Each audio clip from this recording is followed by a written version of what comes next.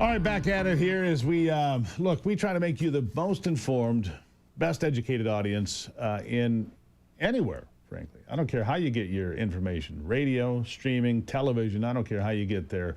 We want you to be well prepared for anything that happens. That's why we go through so many different topics every single day. My next guest is a good friend of mine, Bruce LeVell, longtime senior advisor to President Trump, former Small Business Administration advocate for the White House. Bruce, nice to see you. Yeah, good morning, Steve. How's it going? Going good. All right, so looking at the economy, a lot of good things out there. I saw yesterday on Wall Street, all-time record highs set again, but there are some concerns out there. One of them came yesterday from ADP, the payroll service company, that said they had a drop of 32,000 people getting paychecks, which to me means that here in October, the Fed's going to drop interest rates maybe by a half a point, 50 basis points, which would, again, spur the economy. A lot of good things out there, a lot of positive things out there. I think some of this might be because of government employees leaving, but there is concern. It's not all perfect yet, Bruce. What are your thoughts? Well, thanks for having me. What my thoughts are, listen, we're in the first, 300 plus days of cleaning up the 4-year travesty mess debacle of the previous administration. Let's just be honest. There's millions of folks here in our country we don't know. The question is how much, how much money have we been spending the taxpayers' dime on those Democrat initiatives, obviously with, free EBT cards and hotels, et cetera, and God knows whatever. So, I think, we're still in the early stages. It is looking optimistic. But, one thing, too, Steve, that points out more than anything is the fact that I'm starting to see, and me as a business owner in Atlanta for 30 years, is the gradual progression of consumer confidence with President Trump being in office and seeing a lot of the initiatives that he's putting in place and et cetera. So I think that's really part of where our momentum is going. I think that's true. Consumer confidence, I think, is real. And again, if you drop the interest rates, it gives people the opportunity. First of all, they get better rates on their credit cards if they're carrying debt. They can afford to get a used car. Maybe they've been living in a car long. Maybe they can get their first mortgage and get into a house. All of these things.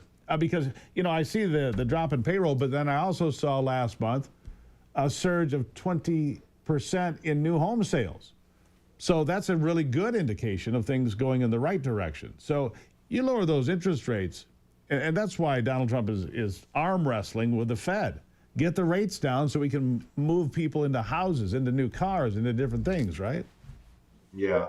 Well, one thing I really hope to address, that they will address, and I'm not really the one for government to lean on the private sector. But the 28% interest rates on the credit card rates, I think the banking industry has done very well in the last several years, and I think there needs to be, respectfully, an adjustment on those high interest rates. I agree with that. Now, I believe in free enterprise, but that, some of the highest rates were 29.99%. That's loan sharking. I don't care. That's loan sharking, and that's illegal in this country. Yeah, it's some, young people are trapped in that. They make the payments, but there's really no pathway of paying it off. Yeah. Because the rates are so high. And granted, it does have to come from being a good steward of your money, but that's one of many that can climb, get folks to climb out of some of the debt and, really go forward. Yeah. So what are some of the things you'd like to see here? Because here's what's going on. The government shutdown, as you know. It gives the president and Russ Vought and Scott Bessent and others, they can chop parts out of the government that the Democrats will never get back. They can right-size government. Now, I'm not rooting for people to lose their jobs, but everybody knows the government is too big. It's bloated. You have far too many layers of middle-level management and more people and nonsense. We've got to get the government right size so the American taxpayer can get a break as well. What would you like to see during this shutdown that would make you feel better about the size of government? Well, the unfortunate part is how it was done. Obviously, with the Democrats trying to leverage health care to get deals obviously to fund illegal immigration. Let's just be honest with that. Sure. The other part of that too, it transcends in county, states around the country with really excess government. And listen, as well as I do, Steve, you've been to DC.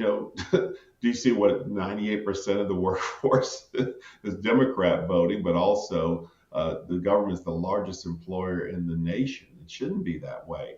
And I think this is going to give the opportunity for the Trump administration to take a look under the hood. I just talked about this earlier on another show about okay, let's go back and look at some of the redundancies. Let's look at as you stated earlier, the assistant manager to the assistant to the assistant to the deputy assistant to the assistant. The layers that the taxpayers are funding. And listen, I did an op-ed on this years back on which counties and states sustain, the best, and when the economy has some bumps and downturns, it's the ones that have the least tax burdens on the business owners and the taxpayers, and that is true. For example, some of the counties here, I know in DeKalb, this guy Michael Thurman's announcing he's running for governor.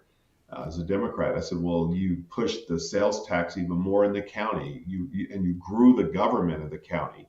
That's not being a job creator.